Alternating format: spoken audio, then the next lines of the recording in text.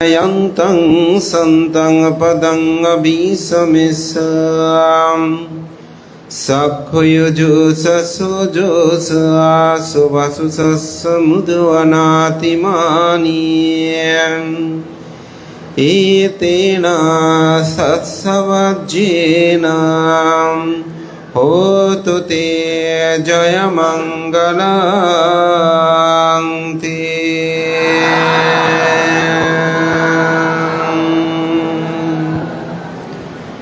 ঐতিহ্যঋদ্ধ গুমানমর্দন শান্তিধাম বিহারের 8 দিনব্যাপী বিদর্শন ভাবনা কোর্সের সমাপনী উপলক্ষে পরম পুণ্যপুরুষ দুরাজ মহস্তবীর এবং আর্যশ্রী মহস্তবীর স্বধর্ম বিকাশে এদেশে বিদর্শন ভাবনা প্রচার প্রসারে অনন্য ভূমিকা ডক্টর রাজেন্দ্রলাল মহস্বরদীর স্মৃতিকে ধারণ করে আয়োজিত আজকের এই পুণ্যময় অনুষ্ঠানের পরমারাধ্য মাননীয় সভাপতি, প্রধান জ্ঞাতি, মুখ্য আলোচক মাননীয় মহান সংঘ, সংঘের প্রতি বিনম্র চিত্তে শ্রদ্ধা অর্ঘ্যবন্দনা নিবেদন করছি। আপনাদের সকলের প্রতি মৈত্রী চিত্তে পুণ্যদান ও আশীর্বাদ জ্ঞাপন করছি। সাধারণত ধর্ম দেশনায় আমি অনুষ্ঠান সূচি বিষয়ে তেমন কথাবার্তা বলি না, কিন্তু এখন যেহেতু একটি সাংগঠনিক দায়িত্বে আছি, কিছু কথা বলতে হয়।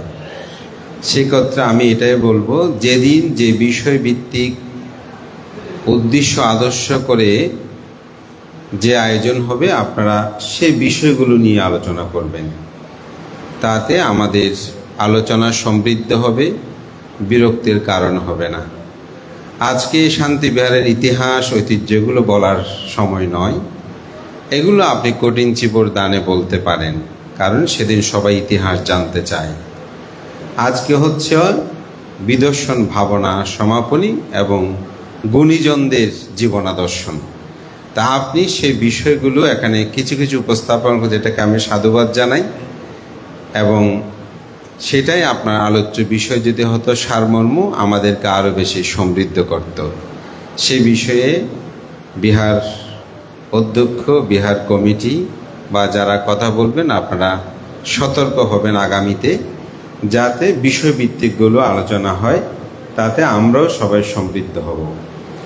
আজকের যে বিদর্শন ভাবনা, আমি দুটো লাইন বলেছি, যে দুটি লাইন আপনারা প্রায় সময় শোনেন করণীয় মেত্রা সূত্রের নিদানের পর প্রথম 2 লাইন, যে কারণীয় মাত্রা কুশলেনা ইয়ান্তাং সন্থাং পদং আবিসমেস্যা সাক্ষ্য উজুসা সুজুসা সোবারসাসমুদ্বানাতিমানি।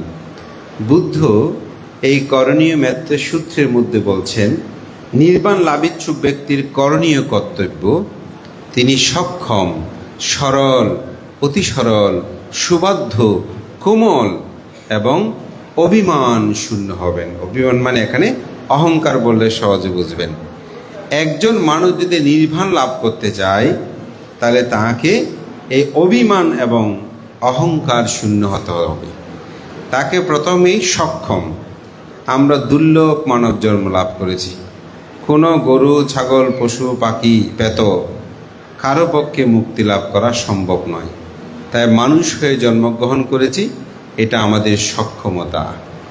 এই জন্য বলছে সক্ষম, সরল। সরল মানে কি? এখন বেকুবকে সরল বলে।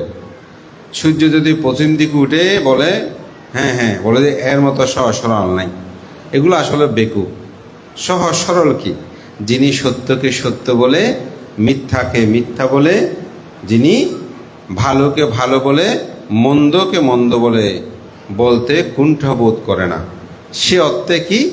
সরল, অতি সরল। তিনি আরও সরল হবেন। যেমন সত্য আমরা বলি না, সত্য তো বলি, আর একটা সত্য আছে, সেটাকে কি? আর্য সত্য। অর্থাৎ সত্য তো সত্য, সেটা আগে একটা বিসংযোগ করেছে কি? আর্য শ্রেষ্ঠ মানে শ্রেষ্ঠ সত্য। শ্রেষ্ঠ সত্য কি? দুঃখ আনা, দুঃখ সমুদয় আনা, দুঃখ নিরুদয় আনা, দুঃখ নিরুদাগামিনী পাটিবাদে আনা। অর্থাৎ দুঃখ আছে, দুঃখের কারণ আছে, দুঃখ নিরুত আছে, দুঃখ নিরুদের উপায় আছে। বুদ্ধ এটাকে কি বলেছেন? আর্য সত্য। এমনি সত্য অনেক কথা আছে, কিন্তু বুদ্ধ এটাকে বলছেন খাঁটি, একেবারে শ্রেষ্ঠ এই সত্য। এই জন্য বলতে সরল শুধু না, অতি সরল, কোমল, মনটা কোমল হতে হয়, দয়ালু হতে হয়। এই জন্য বলছে সক্ষম, সরল, অতি সরল। তারপর সুবাদ্য, আপনাদের যে বিদর্শন আচার্য উনি আপনাদেরকে যেভাবে ভাবনা করতে বলে সেভাবে করেছেন না।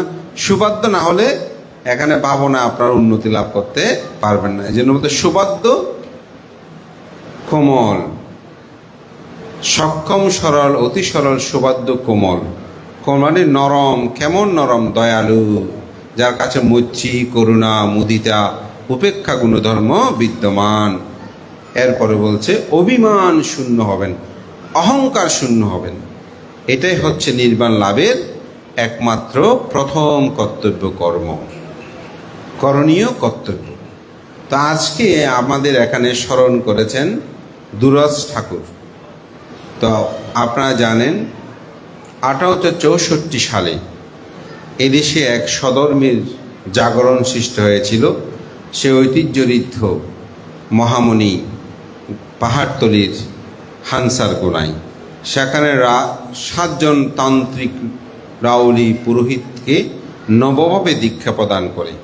কেন দিয়েছিলেন, তার কারণ কি, এটা ব্যাখ্যা করার সময় নাই। তবে এটুকু বলবো, এক সময় এই ভারতবর্ষে বুদ্ধ ধর্মের উত্থান পতনের এক স্রোত দ্বারায় অল্প সংখ্যক বৌদ্ধ এই চট্টগ্রামে অবস্থান করেছেন।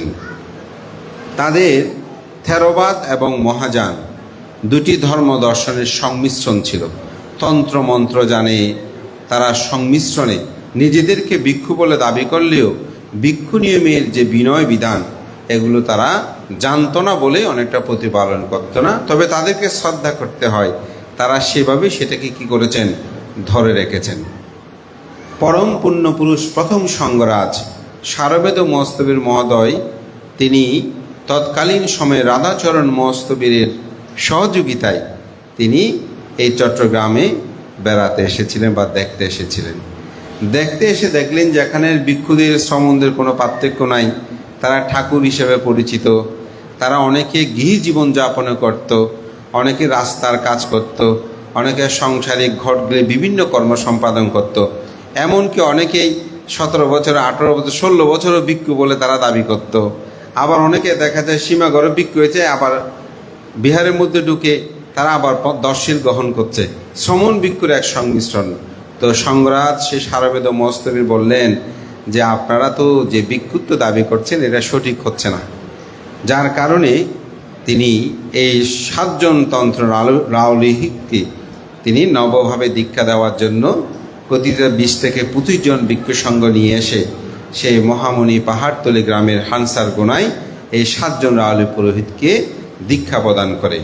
সেই 7 জন রাউলি পুরোহিত কি লালমোহন ঠাকুর, যাকে জ্ঞানালঙ্কার মহস্তবী, যিনি 3য় সঙ্গরাজ, এবং কমল ঠাকুর পাহাড়তলি ওনাদের জন্মতীর্থ ছিল। তারপর ছিল হরি ঠাকুর ধর্মপুর। তবে ধর্মপুর তখন ফারঙ্গিরকিল পর্যন্ত ছিল।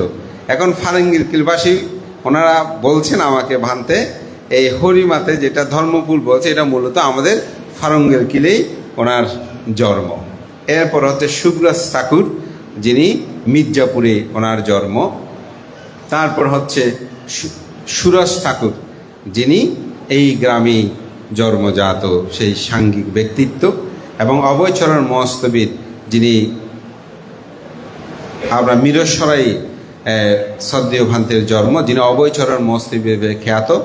এরপরে হচ্ছে হরি ঠাকুর, তিনিও বিনা জড়িতে ওনার জন্ম। তো আমি এখানে একটা বিষয় আছে, ওনারা কিন্তু অনেকে ভিক্ষু জীবনের 30 বছর, 50 বছর, 60 বছর ওদের বয়স হয়েছিল, 80 বছর বয়স হয়েছিল, কিন্তু সকল অভিমান অহংকার ত্যাগ করে তারা আবার নতুনভাবে ভিক্ষু হয়েছিলেন। এটা কিন্তু এত কম নয়। অর্থাৎ একটা মানুষের ভিক্ষু জীবন এত বছর অতিবাহিত হচ্ছে, এটা পরিত্যাগ করে ওনারা যে আবার ভিক্ষু হয়েছেন, তখন ছোট হয়ে গেছে না সবার? এটা অহংকার। ওই যে বললাম করণীয় মেত্তা সূত্রে, নির্বাণ লাভ ইচ্ছুক ব্যক্তির কর্তব্য তিনি অহংকার অভিমান শূন্য হন। আজকে যাকে স্মরণ করা হচ্ছে তাদের মধ্যে রাজেন্দ্রলাল মুর্শিদি। ওনার একটা কথা বলি তো, ওনার জীবনের অনেকগুলো বিষয় আছে, তার মধ্যে একটি হচ্ছেন জ্ঞানেশ্বর মস্তবীর মহোদয়।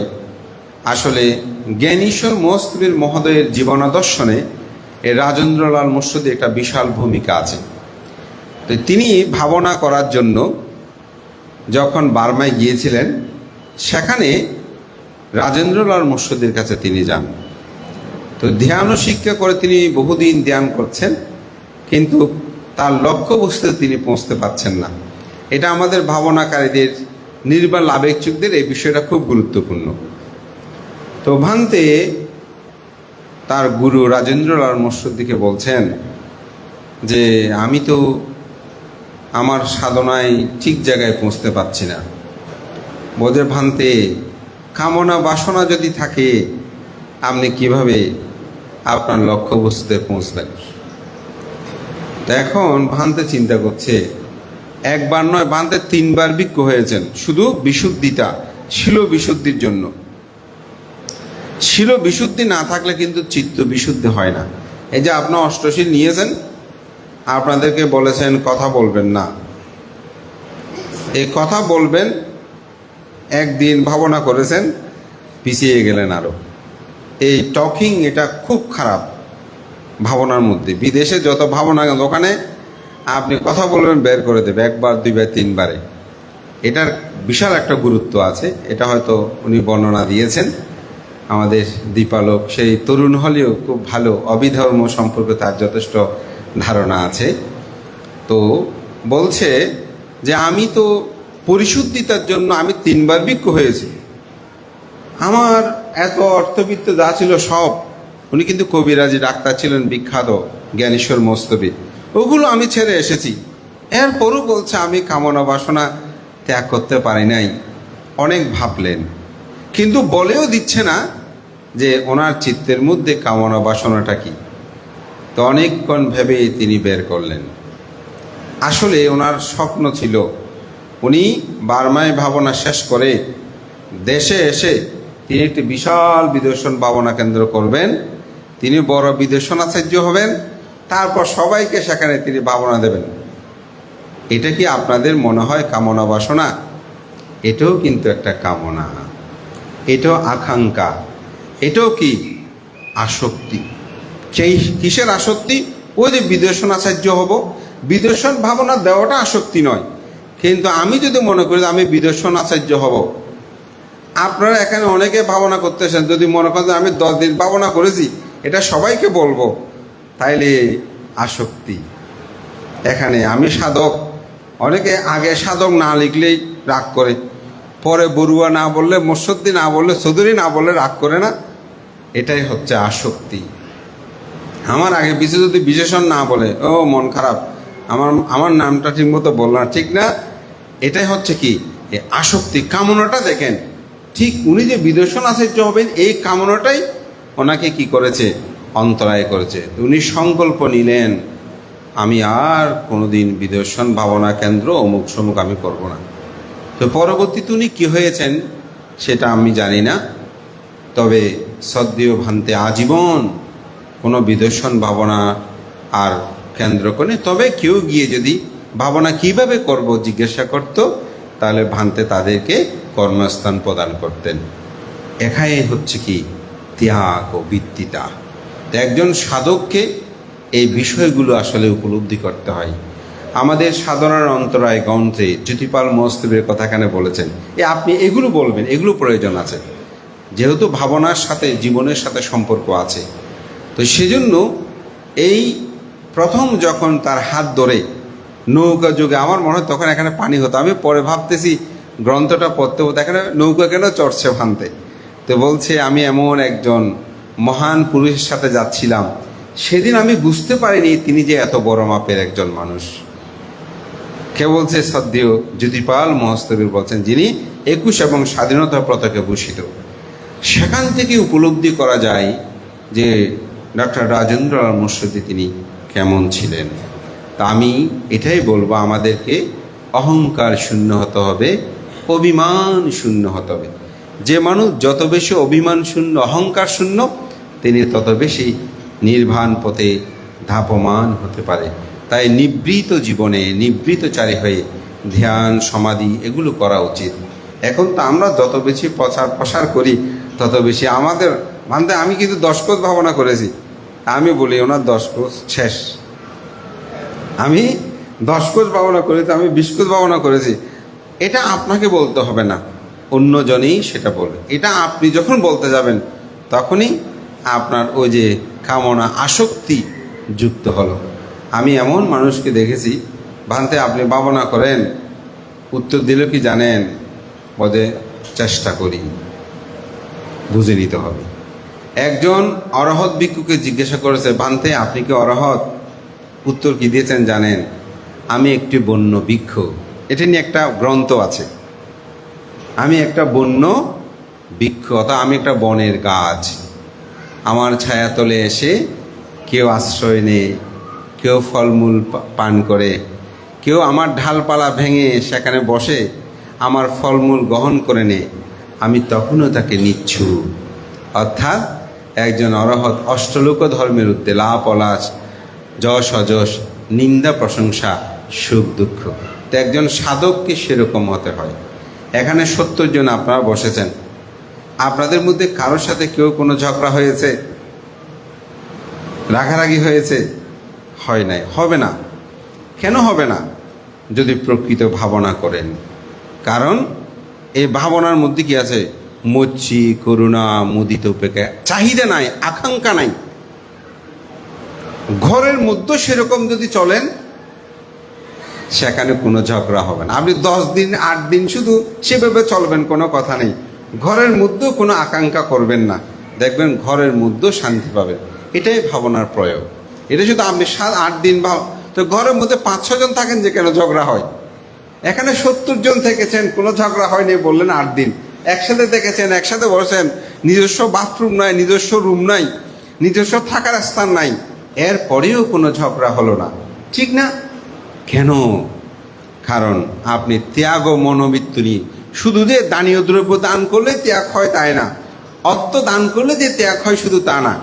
মনের মধ্যে একে অপরের সাথে বসতে, উঠতে, খেতে যত ধরনের উপকরণ, যত ধরনের সমস্যা সৃষ্টি হচ্ছে, সব কিছু ত্যাগের মনোবৃত্ত আছে। টয়লেটে লাইন ধরে দাঁড়িয়েছেন, একজন আপনার আগে এসে ঢুকে গেছে, তবু কিছু বলেছেন না? আমি ভাবনা করছি, বলতে পারবো না। তাহলে শান্তি প্রতিষ্ঠা হয়েছে, ঠিক না? হ্যাঁ, মনের মধ্যে উৎপন্ন হলো, সেটাকে অপনোদন করেছেন। এটাই হচ্ছে অ্যাপ্লাইং বুদ্ধিজম, এটাই হচ্ছে প্রয়োগিক বৌদ্ধ ধর্ম। আমরা তো বৌদ্ধ ধর্মটাকে শুধু আনুষ্ঠানিকতার মধ্যে রেখেছি। ভাবনা করেছি 10 দিন, যাওয়ার সময় ঘরে গিয়ে দেখেছি আরেকজনে আমার জায়গায় 2 আঙ্গুল দখল করে, 2 ইঞ্চি দখল করেছে, ঝগড়া শুরু করে দিয়ে ভাবনা হবে। ভাবনাকে তো শান্ত শিষ্ট মনে সেটা বলতে হয়। সে জায়গাটা আপনি উদ্ধার করবেন না, সেটা আমি বলবো না, কিন্তু এটা যেন শান্তি মনে হয়। একটু আগেই আমাদের বুদ্ধপ্রিয় বান্ধব দেখালো, পানি পড়া নিয়ে মারামারি করে হাসপাতালে। এ বড়ুয়া দেখেন, ওদের দেখো পানি পড়া নিয়ে, বৃষ্টির পানি পড়া নিয়ে মারামারি করে হাসপাতালে। আমরা কেমন?